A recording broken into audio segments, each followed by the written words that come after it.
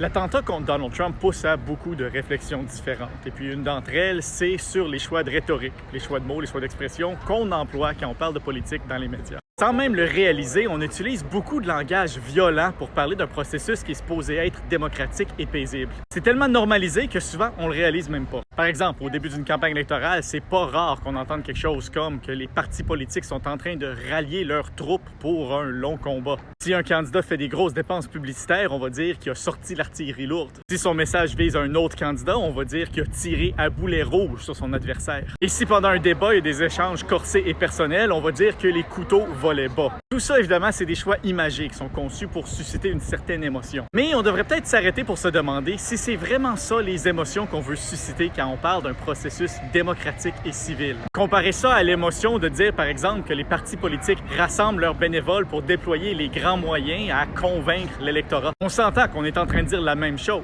mais l'émotion qu'on crée avec nos choix rhétoriques est complètement différente. À la longue, ces choix-là créent une ambiance, et c'est l'ambiance qui va être un facteur important à décider ça va être quoi la culture démocratique dans laquelle on vit. Évidemment, la majorité des gens sont capables, sans problème, de faire la part des choses entre une figure de style imagé et le sens strict des mots au premier degré. Mais quand on parle de risque d'attentat, c'est pas la grande majorité des gens qui sont le problème. Ça en prend juste un qui a peut-être pas toutes ses facultés, mais qui a entendu trop de langage violent et qui l'a pris au premier degré pour passer à l'action. Alors, je dirais, essayons de s'en rappeler quand on est tenté d'utiliser un langage peut-être un peu trop martial pour parler d'un processus politique qui l'est absolument pas.